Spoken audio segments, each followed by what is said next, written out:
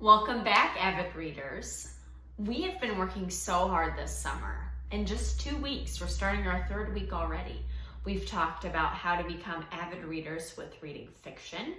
We've also talked about how to become avid readers with reading nonfiction. And this week, we're going to step it up to talking about poetry. And my guess is you've already worked with poetry before. If you've ever been to a celebration, like a wedding, a graduation, or even a birthday party, typically people give cards which have poems inside of them. Sometimes at those celebrations, people even give speeches or something called a toast.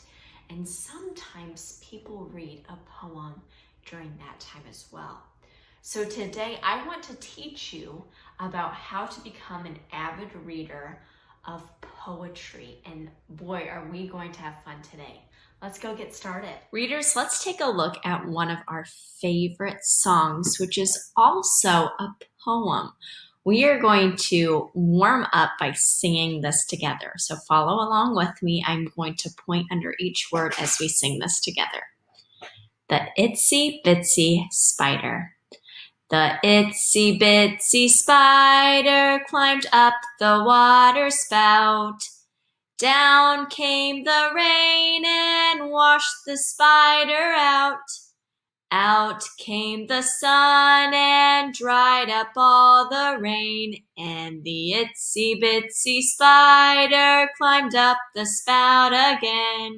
You did so well singing Itsy Bitsy Spider with me that I thought that you were ready to try reading a brand new poem that you're probably not familiar with. And before we get started with that, we need to learn about what avid poetry readers do. So the first thing that avid poetry readers do is they read the words. You have to pay attention to each word that's on the poem. You need to be thinking about the poem. What does this mean when the writer's saying this? And then you need to match the beat of the poem. We're going to make rhythm as we're reading the poem with our voices. So let's take a look at this poem that I have right here, keeping in mind the 3 things that avid poetry readers do. Here's our poem. It is called The Swing. I would like for you to think for a second, and maybe if you're with someone, share with that person what you think the swing will be about.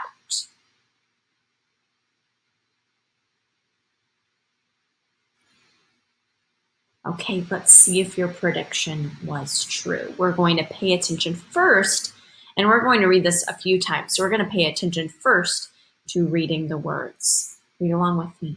The swing. How do you like to go up in a swing? Up in the air so blue? Oh, I do think it the pleasantest thing ever a child can do. Up in the air and over the wall, till I can't see so wide. Rivers and trees and cattle and all, over the countryside. Till I look down on the garden green, down on the roof so brown. Up in the air I go flying again, up in the air and down. All right, so I want you to think about this poem. What is happening?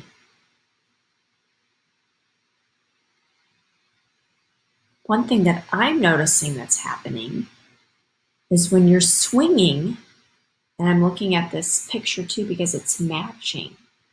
You're looking up in the air and the sky is usually blue.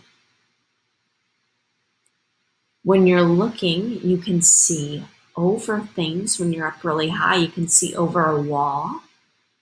Sometimes you can see things like trees. They have rivers here. I know around where we are, you may see a river, maybe not.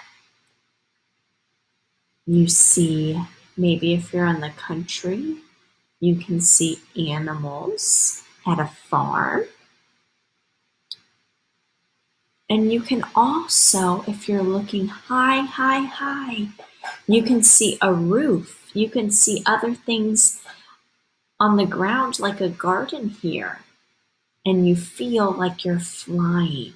So those are all things that you can notice when you are swinging on a swing.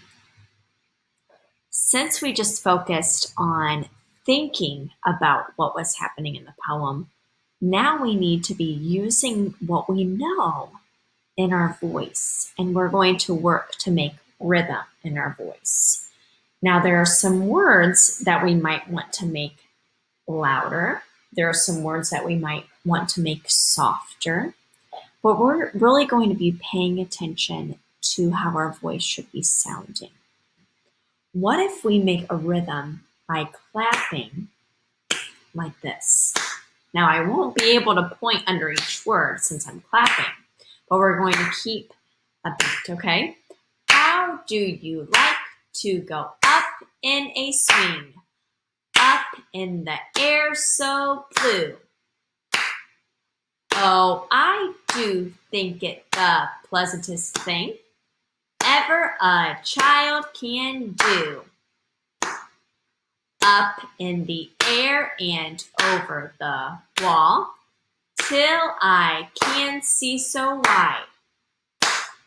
Rivers and trees and cattle and all over the countryside, till I look down on the garden green, down on the roof so brown. Up in the air I go flying again, up in the air and down. See, that was a little bit more tricky, but since we had been paying attention to the words and we're thinking about how it feels to be swinging, that was a little bit easier than it would have been if I asked you to clap right along. So, readers, today I am going to give you some options for poems. And I would like for you to try the exact same things that we did today. And you may even try reading the poem more than 3 times like we did today. So remember, when you're an avid reader of poetry, you start off by reading the words. Then you think about the poem. What's happening? What do I need to be doing with my voice? And then you work to match the beat. So you could be clapping your hands. Maybe you want to be snapping your fingers if you can. Maybe you want to keep a beat on your arm or on your legs. Those are all different things that you can try out. But I want you to really be practicing reading the poem and starting to make it sound like a song. Have fun with this, and I can't wait to see your responses. Keep being an avid reader today. I'll see you later.